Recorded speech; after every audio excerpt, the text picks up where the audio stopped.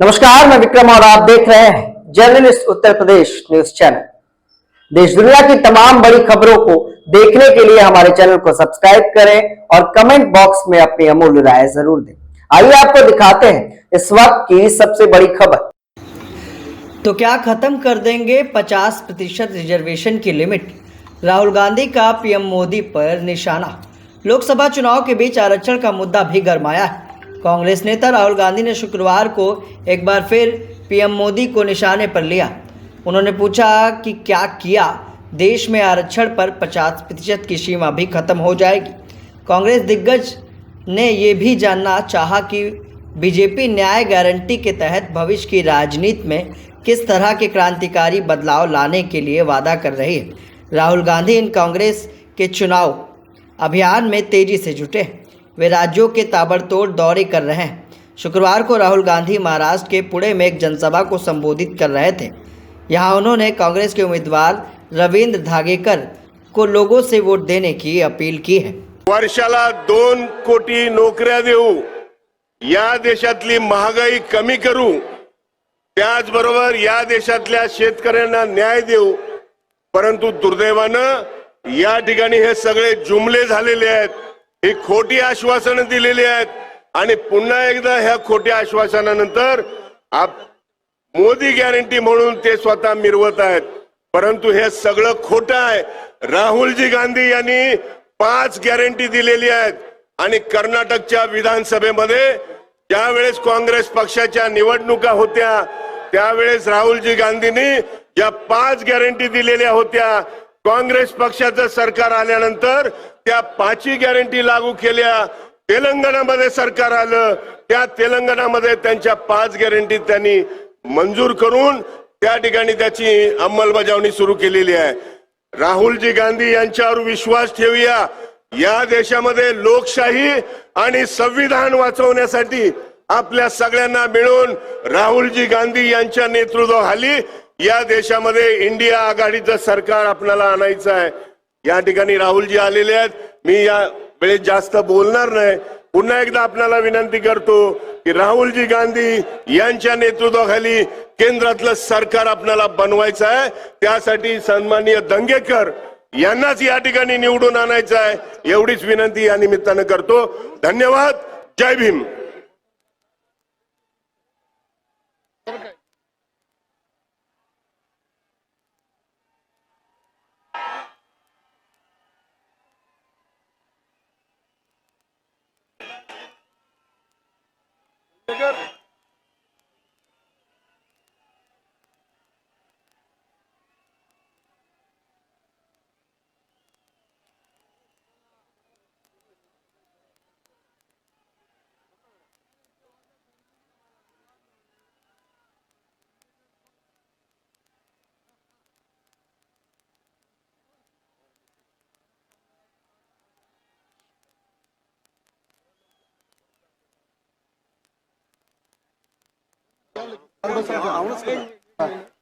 एक मिनिट।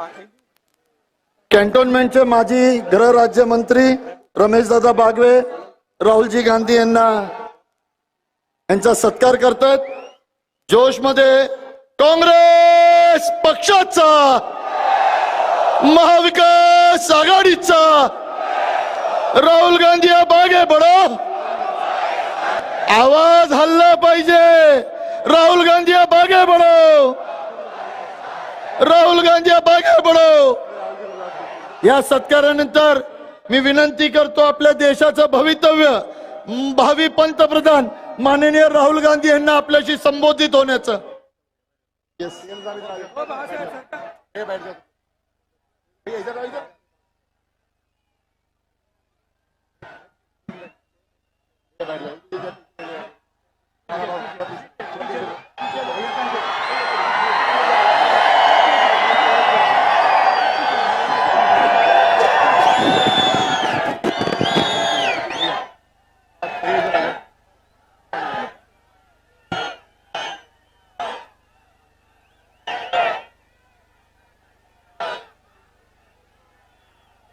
रमेश चेनीथाला जी, नाना पटोले जी, बाला साहब थोराट जी, पृथ्वीराज चौहान जी, विजय वडेट्टीवार जी, चंद्रकांत हंडोरे जी, रजनी पाटिल जी, विश्वजीत कदम जी, संग्राम थोपरे जी, संजय जगताप जी, नसीम खान जी, हमारे कैंडिडेट रविंद्र धंगेकर जी कहाँ हैं? आ जाइए, सामने आइए, सामने आइए।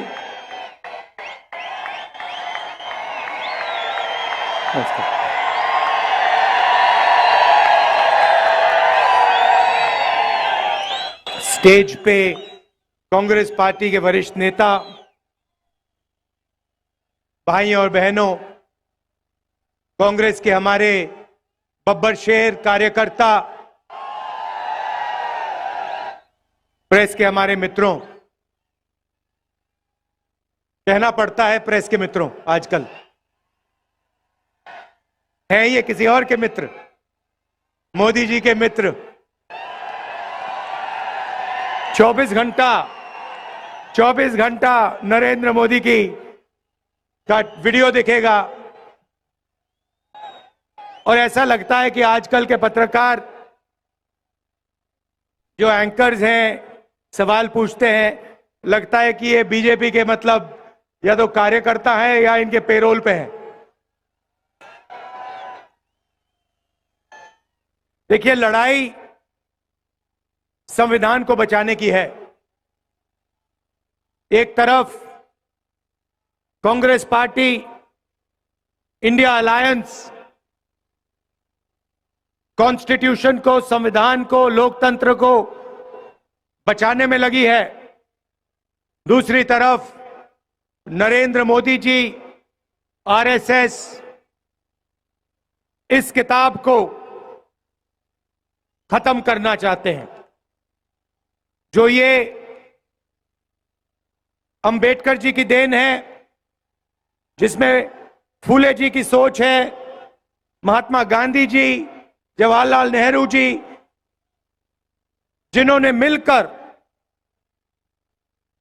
हिंदुस्तान की जनता के साथ सालों लड़ाई कर कर ये इस देश को दिया, इसको नरेंद्र मोदी, बीजेपी बदलना चाहते हैं, खत्म करना चाहते हैं। इसी से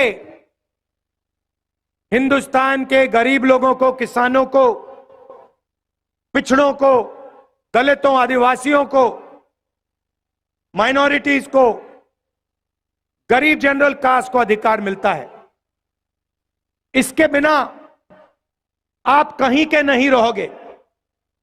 जो भी आपके पास है सारा उन्हीं 22-25 लोगों के हाथ में चला जाएगा। मनरेगा बना, भोजन का अधिकार, जमीन अधिकरण बिल, हरी क्रांति, सफेद क्रांति, बैंक नेशनलाइजेशन, ये सारे के सारे काम इस किताब ने आपको दिए हैं। और मैं आपको बता रहा हूं, जिस दिन ये गायब हो गई, जिस दिन बीजेपी ने सचमुच में इसको खत्म कर दिया, तो आप हिंदुस्तान को नहीं पहचान पाओगे। यह है लड़ाई। और मैं देश से कहना चाहता हूं कि जो अंबेडकर जी ने हमें दिया, महात्मा गांधी जी ने दिया, उसको हम कभी खत्म नहीं होने देंगे। सवाल नहीं उठता।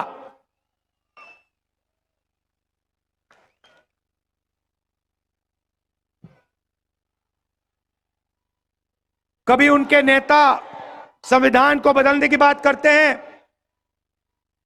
कभी कहते हैं कि आरक्षण खत्म कर देंगे। मोदी जी बस एक सवाल का जवाब दे दें। ये जो 50% का लिमिट आरक्षण पे लगा है,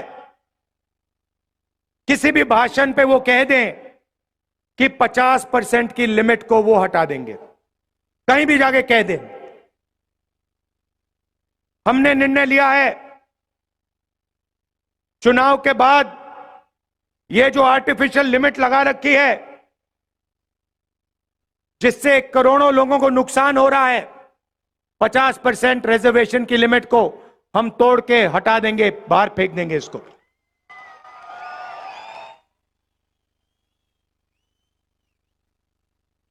देश में 15% दलित आबादी है, 8% आदिवासी है और तकरीबन 50%, कम से कम 50% पिछड़े वर्ग की आबादी है। 50, 15 और 8 कितना हुआ? कितना? 73। मैंने शुरुआत में कहा कि ये मीडिया वाले हमारे दोस्त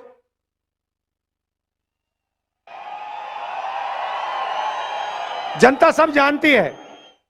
अब भाई इनकी गलती नहीं है, ये इन पे लगाम लगा रखी है, ऊपर से अदानी जी ने बांध रखा है, खोलते नहीं है। इनकी गलती नहीं है, इनका कुछ लेना देना नहीं है। देखो ये मुस्कुरा रहे हैं, कह रहे हैं हाँ भाई हमें तो सैलरी चाहिए, बच्चों को देखभाल करना है, बच्चों का देखभाल करना है, हमारी गलती नहीं है। मगर आपकी जिम्मेदारी बनती है, उस जिम्मेदारी को आप पूरा नहीं कर रहे हो।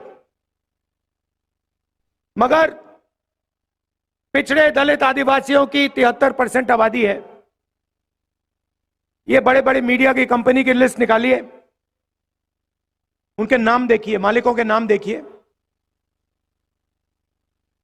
बड़े बड़े एंकर्स के नाम देखिए,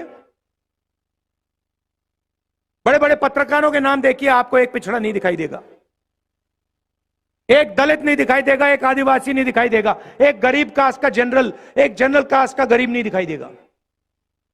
इसीलिए ये कभी किसानों की बात नहीं करते, मजदूरों की बात नहीं करते, बेरोजगारी भागीदारी की बात नहीं करते। ये अंबानी जी की शादी दिखाते हैं आप लोगों को, उसमें आपको दिखाते हैं देखो देखो किसी ने 10 करोड़ की घड़ी पहन रखी है, किसी ने 2 करोड़ का ड्रेस पहन रखा है, वो दिखाते हैं। मगर किसान भूखा मर रहा है, खेतों में पानी नहीं है, महंगाई बढ़ती जा रही है, इन बातों के बारे में ये कभी नहीं बताएंगे। ये आपके हैं ही नहीं, ये आपके हैं ही नहीं, ये अदानी के हैं। जो हिंदुस्तान के 22 सबसे अमीर लोग कहते हैं वो ये करते हैं। मुंबई का एयरपोर्ट उठा ले गए, सीबीआई ईडी का दबाव लगाया, अदानी जी को पकड़ा दिया, मीडिया ने कुछ नहीं कहा। Ports, airport, infrastructure, defence industry सारे की सारी उठा के ले गए, मीडिया कुछ नहीं कहती। मगर इनकी जिम्मेदारी बनती है। भ्रष्टाचार होता है, इलेक्टोरल बॉन्ड्स का हजारों करोड़ रुपए का भ्रष्टाचार होता है, हफ्तेबाजी होती है आंखों के सामने, मीडिया वाले एक शब्द नहीं बोलते। उधर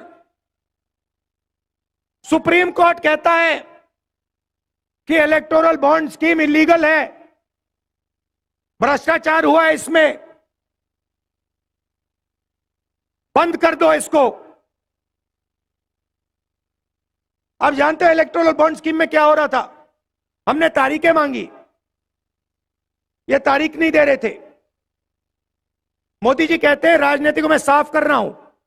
अगर आप राजनीति को साफ कर रहे हैं तो सारे के सारे डोनर्स के नाम आपने छुपा के क्यों रखे हुए हैं? जब डोनर के नाम सामने आते हैं तो पता लगता है। एक दिन एक कंपनी को कॉन्ट्रैक्ट मिलता है हजारों करोड़ रुपए का, उसके एकदम बाद वो कंपनी बीजेपी को पैसा देती है।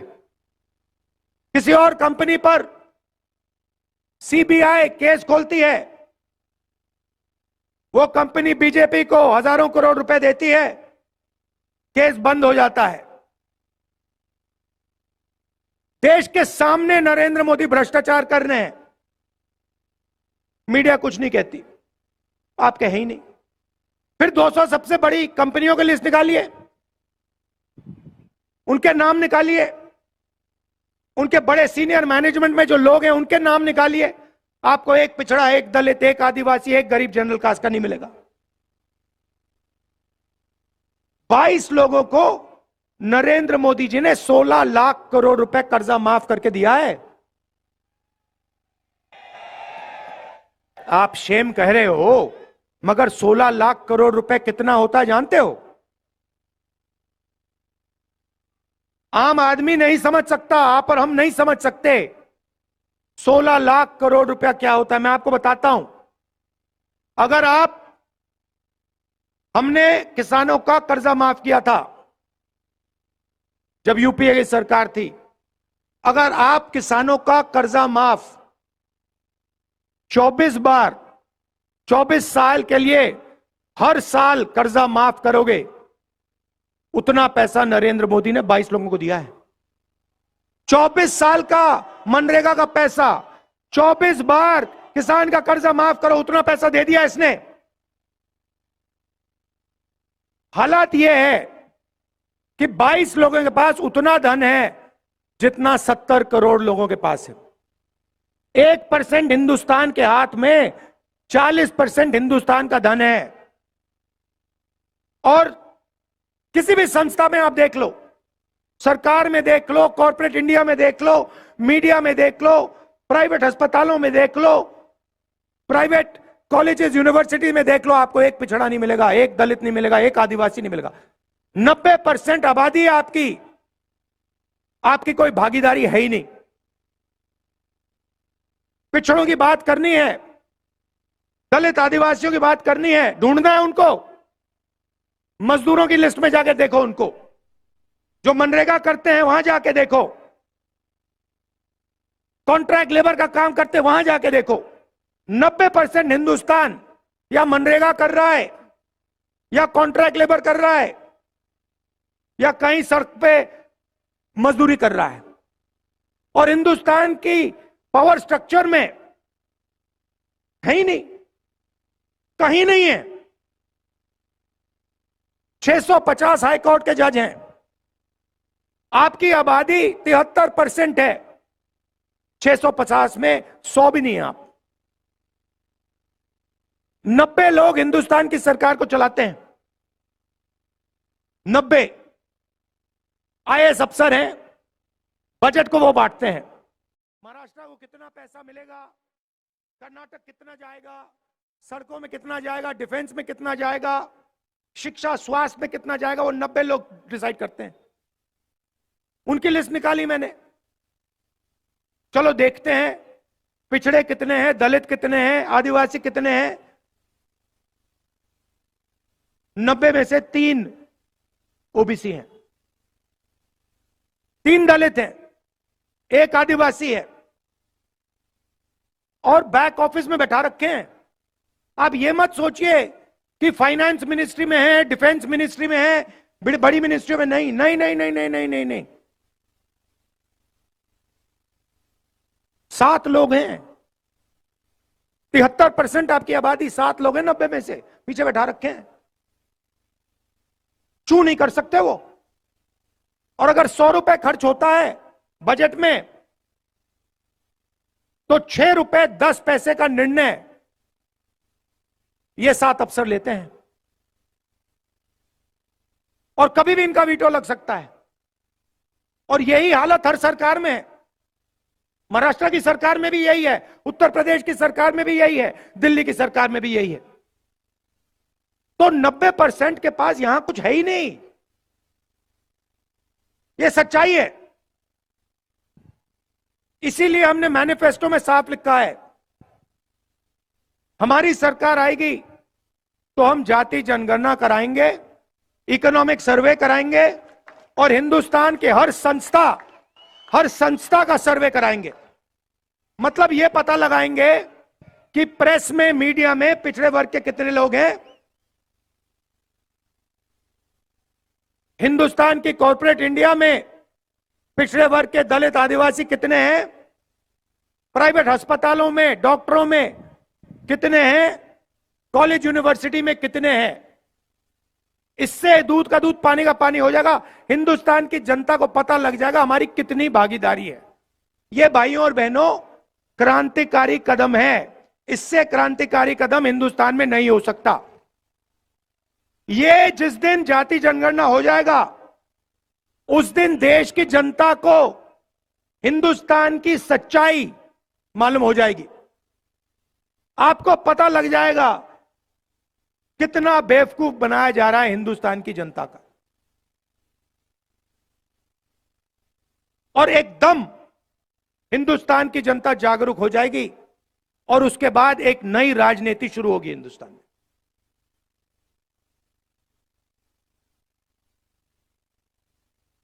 नरेंद्र मोदी, जिस दिन मैंने ये जाति जनगणना की बात की उससे पहले रोज नरेंद्र मोदी जी कहते मैं ओबीसी हूं,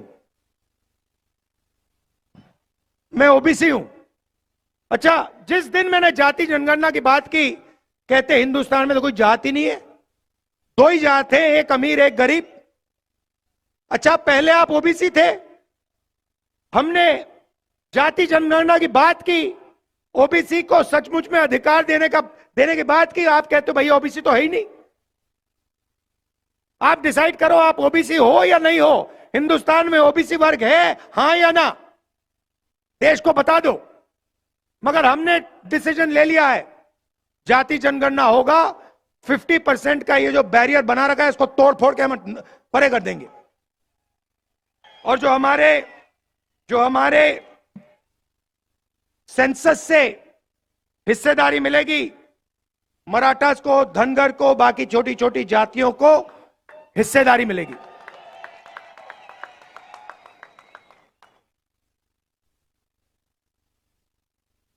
अब सवाल उठता है, नरेंद्र मोदी जी ने पिछले 10 साल 22 लोगों को फायदा पहुंचाया है। जो भी था, जो भी देना था, 22 लोगों को उन्होंने दिया। अभी मैं एयरपोर्ट पे, ये लखनऊ से आया, लखनऊ एयरपोर्ट, उधर अदानी जी का बड़ा वहां पे साइन था। लखनऊ एयरपोर्ट पकड़ा दिया उनको, मुंबई एयरपोर्ट पकड़ा दिया, सारे के सारे एयरपोर्ट पकड़ा दिए। पहले पब्लिक सेक्टर में 90% को रास्ता मिलता था, आरक्षण था, पब्लिक सेक्टर को पूरे प्राइवेटाइज कर दिया। रेलवे में आपको नौकरी मिलती थी, उसको प्राइवेटाइज करने में लगे हुए हैं। ये बुलेट ट्रेन का बहाना है इनका, प्राइवेटाइज करने का बहाना है ये। तो जहां भी आप देखो, जो आपके रास्ते थे वो सब बंद कर दिए। पहले आप सेना में जाते थे, पेंशन मिलती थी, अगर कुछ होता था शहीद का दर्जा मिलता था, कैंटीन मिलती थी, उसको भी खत्म कर दिया। नरेंद्र मोदी नई योजना लाए, अग्निवीर योजना। 2 तरीके के शहीद बना दिए, एक नॉर्मल सोल्जर जिसको पेंशन मिलता है, दूसरा अग्निवीर। अगर वो शहीद होगा उसको ना शहीद का दर्जा मिलेगा, ना पेंशन मिलेगी, ना कॉम्पेंसेशन मिलने वाली। तो आपके सारे के सारे रास्ते इन्होंने बंद कर दिए। अब इंडिया की सरकार आएगी तो ये आपके जो रास्ते हैं ये फिर से खोलने पड़ेंगे, और हम इसको तेजी से, बिना झिझक ये दरवाजे हम खोल देंगे, एक के बाद एक। पहली बात आपको बता रहा हूं, अग्निवीर स्कीम को हम खत्म करके उठा के बाहर फेंक देंगे। दूसरी बात, ये जो इन्होंने गलत जीएसटी बना रखी है, ये जीएसटी जो छोटे दुकानदारों को, स्मॉल एंड मीडियम इंडस्ट्री को खत्म करने वाली जीएसटी है, अदानी वाली जीएसटी है, इसको हम बदल देंगे। 5 अलग अलग टैक्स नहीं होंगे, एक टैक्स होगा, कम से कम टैक्स होगा। पहली बार हिंदुस्तान की हिस्ट्री में किसानों को टैक्स दे रखा है, किसानों से टैक्स लेते हैं। तो हमने डिसाइड किया है कि जितना इन्होंने पैसा ना ये 22 लोगों को दिया है, उतना पैसा हम हिंदुस्तान के किसानों को, गरीबों को देने जा रहे हैं। और मैनिफेस्टो में मैंने बोला है 3-4 हमने क्रांतिकारी काम, मतलब देश को हिलाने वाले, महाराष्ट्र को हिलाने वाले काम करे हैं। सबसे बड़ा काम दुनिया में किसी सरकार ने ऐसा सोचा ही भी नहीं, करना छोड़ो, सोचा ही नहीं है। हिंदुस्तान के हर गरीब परिवार की हम लिस्ट बना रहे हैं। मोदी ने करोड़ों लोगों को गरीब बनाया ना, उन सारी की लिस्ट हम निकाल रहे हैं, सारे के सारे नाम। उन परिवारों में से हम एक महिला का नाम चुनेंगे, हर परिवार में से एक महिला का नाम चुना जाएगा और उस महिला के बैंक अकाउंट में 10,000 नहीं, 20, 25, 30,000 नहीं, 50,000 नहीं, 90,000 नहीं, 1 लाख रुपया साल का हम डाल देंगे। और ये मीडिया वाला जो भी बोलना चाहे बोलो, हमें कोई फर्क नहीं पड़ता। चिल्लाओ, चिल्लाओ जितना चिल्लाना है तुम्हें, नाच गाना करो, डांस करो, चिल्लाओ, गाली दो, हमें कोई फर्क नहीं पड़ता। ये कहते हैं हमने मनरेगा योजना दी, कहते हैं गरीबों को ये बिगाड़ रहे हैं, आलसी बना रहे हैं। अदानी को लाखों करोड़ रुपए दिया जाता है, वो नहीं बिगड़ता, मगर मजदूरी करने वाले गरीब लोग बिगड़ते हैं। किसान का कर्जा माफ होता है, कहते हैं देखो बिगाड़ दिया किसानों को। 16 लाख करोड़ रुपए कर्जा माफ होता है, कहते हैं देखो देखो देखो विकास हो रहा है। अब हम समझाएंगे तुम लोगों को विकास क्या होता है।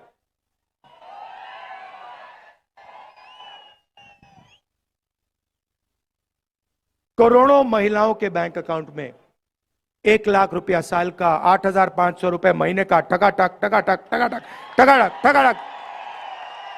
और वो कंप्यूटर से होगा, ऑटोमेटिक, और उस दिन तक होगा जब तक ये परिवार गरीबी रेखा के ऊपर नहीं होंगे। उससे पहले ब्रेक नहीं लगने वाली, एक्सेलेरेटर ही दबेगा। 1 लाख रुपए बैंक अकाउंट में। अब यहां पे बहुत सारे पुरुष कहेंगे देखो भैया आप महिलाओं को क्यों दे रहे हो, हमें चाहिए। आप कहोगे, मैं जानता हूं, मैं आपको बताता हूं। 21वीं सदी में आप दोनों काम करते हो, स्त्री और पुरुष दोनों काम करते हैं, बाहर जाते हैं, 8-10 घंटा बाहर काम करते हो, और फिर आप दोनों घर आते हो, आप रेस्ट करते हो, और आपकी जो बीबी है, माता है, वो 8 घंटे एक्स्ट्रा काम करती है। उसके लिए किसी भी सरकार ने, उस काम के लिए किसी भी सरकार ने, दुनिया की किसी भी सरकार ने महिलाओं को कॉम्पनसेशन पैसा नहीं दिया है। अब यह पहली सरकार होगी जो इस बात को एक्सेप्ट करेगी कि हमारी महिलाएं देश के भविष्य की रक्षा करती हैं, पुरुषों से ज्यादा काम करती हैं, और उनके बैंक अकाउंट में 1 लाख रुपया डालने जा रही है। और मैं जानता हूं, ये आप अभी ताली बजा रहे हैं, अंत में ये पैसा आप लोग ले जाओगे, दबाव डाल के किसी ना किसी तरह आप लोग को भी इससे फायदा होगा, मगर बैंक अकाउंट महिलाओं के नाम में होगा। दूसरी बात, आशा आंगनवाड़ी में जो महिलाएं काम करती हैं, उनकी आमदनी हम दुगनी करने जा रहे हैं। और मनरेगा में आज 250 रुपए मिलते हैं, सरकार आने के एकदम बाद 400 रुपए आपको मिलेंगे।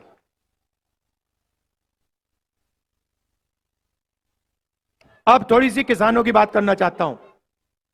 नरेंद्र मोदी जी ने आप पर जीएसटी लगाई, जमीन अधिग्रहण बिल उन्होंने रद्द किया, आपके हक लिए, आपका कर्जा माफ नहीं किया, और आपको सही दाम नहीं देते हैं।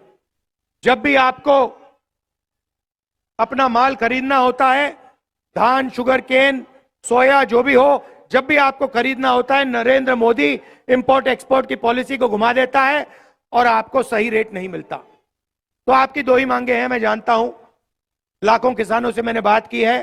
आपकी दो मांगे हैं, पहला है कर्जा माफी, और दूसरा हमें सही दाम चाहिए। हमें फ्री में कुछ नहीं चाहिए, हमें कोई फ्री गिफ्ट नहीं चाहिए, हमें अपने काम के लिए, खून पसीने के लिए सही रेट चाहिए। ये 2 काम हम आपके लिए करने जा रहे हैं। किसान का कर्जा माफ हम करेंगे, मगर हम वहां नहीं रुकने वाले।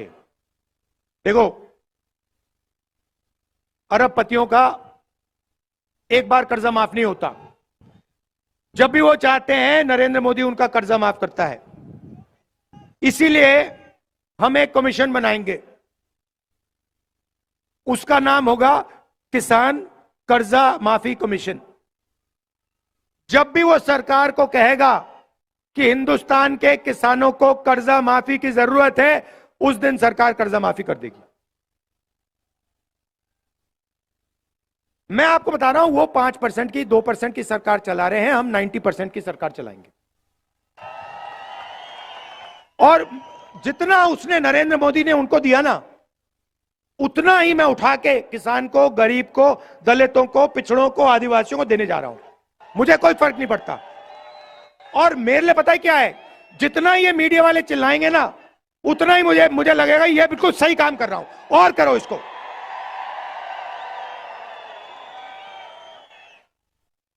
अब नरेंद्र मोदी ने करोड़ों लोगों को, युवाओं को बेरोजगार कर दिया।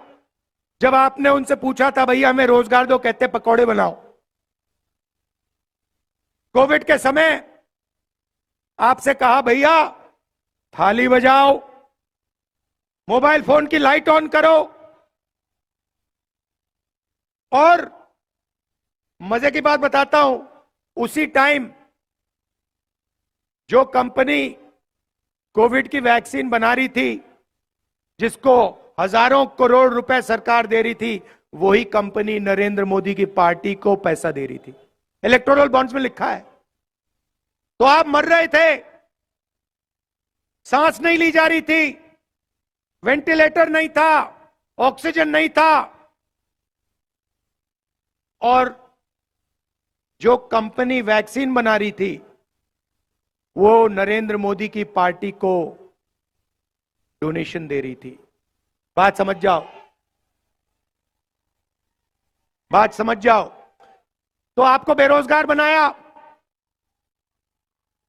अदानी का बेटा है,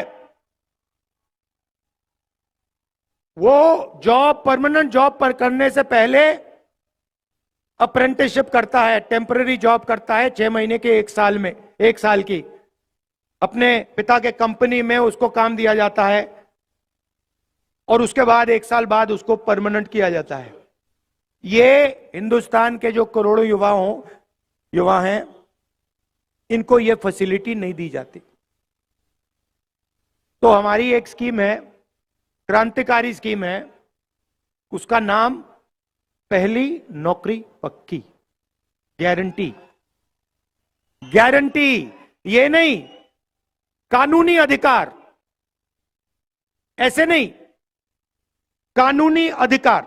जैसे मनरेगा में कानूनी अधिकार है, अगर किसी ने मनरेगा का काम मांगा तो देना ही पड़ेगा, वैसे ही अप्रेंटिसशिप का, पहली नौकरी का हमने कानूनी अधिकार दिया है। मतलब हिंदुस्तान का कोई भी बेरोजगार graduate, diploma holder, college graduate, university graduate, कोई भी सरकार से कह सकता है मुझे अपनी पहली 1 साल की नौकरी चाहिए, सरकार मना नहीं कर सकती। नौकरी कहां मिलेगी? प्राइवेट सेक्टर, पब्लिक सेक्टर, सरकारी ऑफिसेज में, सरकारी अस्पतालों में, सरकारी कॉलेज, यूनिवर्सिटीज में। करोड़ों युवाओं को 1 साल की नौकरी, पहली नौकरी पक्की। अभी तो भैया मैंने बात बोली नहीं, अभी आप ताली बजा रहे हो। पहली नौकरी पक्की, 1 लाख रुपए बैंक अकाउंट में साल के, 8,500 रुपए महीने के, 1 साल के 1 लाख रुपए हर यूनिवर्सिटी ग्रेजुएट, कॉलेज ग्रेजुएट को। और हिंदुस्तान को दुनिया की सबसे बेहतर ट्रेंड वर्कफोर्स मिलने जा रही है। मतलब ट्रेनिंग भी कर देंगे, पहली नौकरी भी दे देंगे, और जेब में 1 लाख रुपए भी दे देंगे। ये देखिए कांग्रेस का कमाल।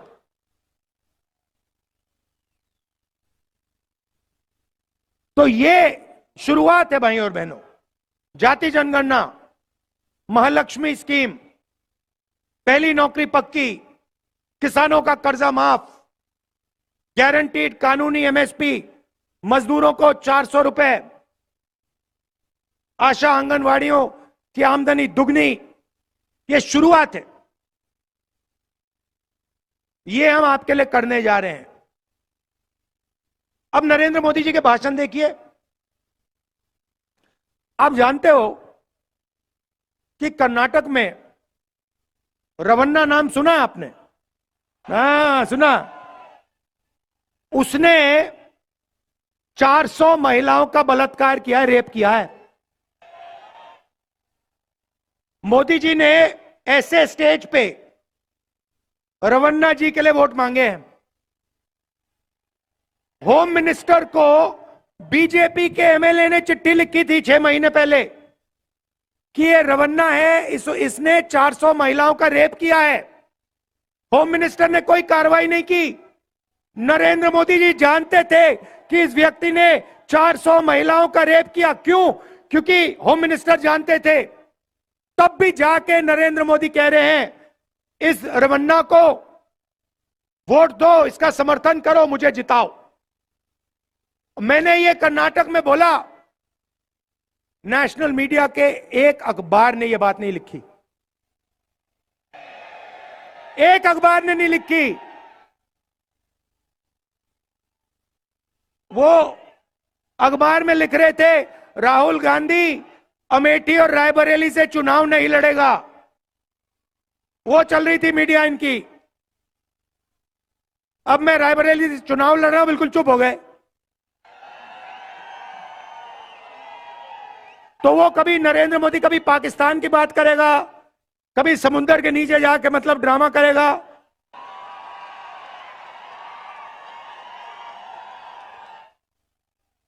और मतलब आपने देखा, पता नहीं देखा, मतलब समुद्र के नीचे जाके बिल्कुल डरा हुआ था कि भैया कुछ हो ना जाए यहां पे।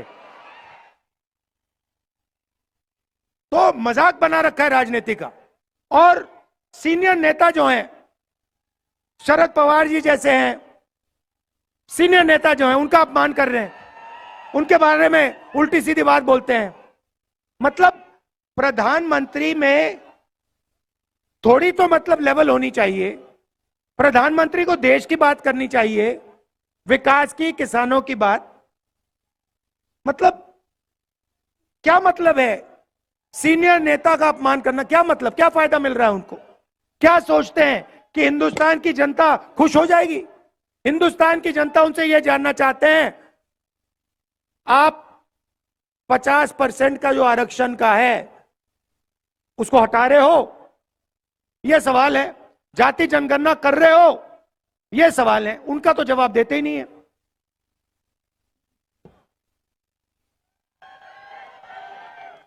तो यह मैं आपसे कहना चाहता था। देखिए, जब मैं महाराष्ट्र में लैंड करता हूं ना, तो जैसे आज मैं लैंड किया यहां पे, मुझे लगता है कि यह कांग्रेसी स्टेट है। ये अगर मैं आपको बता रहा हूं, मैं जैसे ही यहां लैंड करता हूं मुझे मजा आता है, अच्छा लगता है कि मैं मतलब कांग्रेस की जो, और मैं संगठन की बात नहीं कर रहा हूं, मैं विचारधारा की बात कर रहा हूं, जो आप लोगों में हजारों साल से आपके खून में कांग्रेस पार्टी की विचारधारा है। आपको बताने की भी जरूरत नहीं है, आपको बताने की भी जरूरत नहीं है, आपके दिल के अंदर है। मतलब वो आपके चेहरे पे लिखा हुआ है।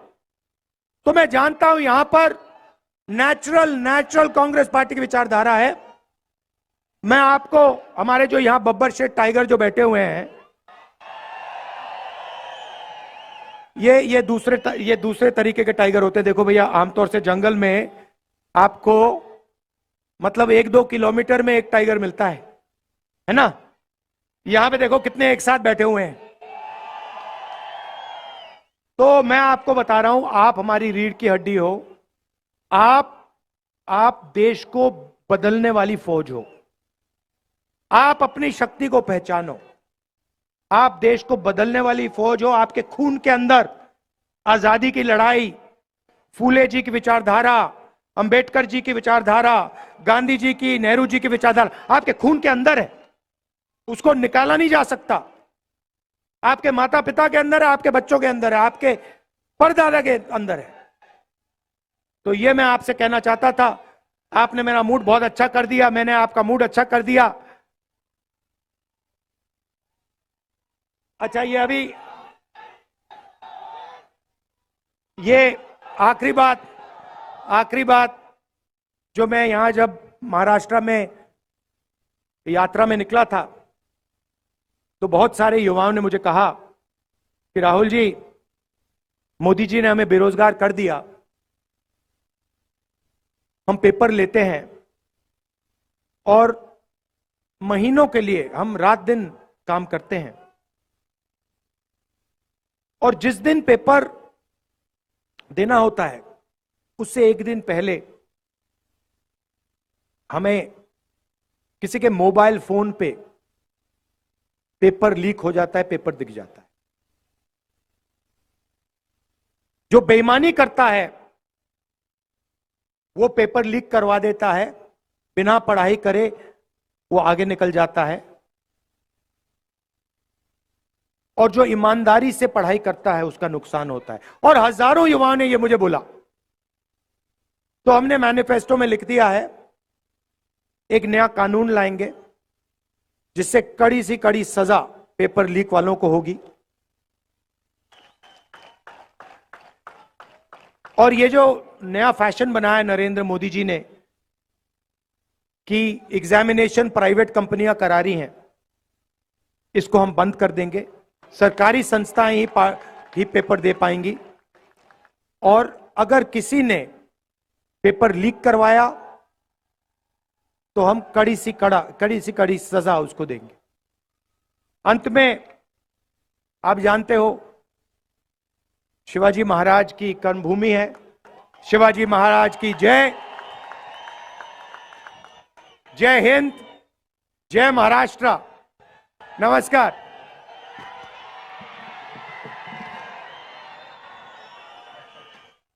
राहुल गांधी आप आगे बढ़ो, राहुल गांधी आप आगे बढ़ो, राहुल गांधी आप आगे बढ़ो। काँग्रेस पक्षाचा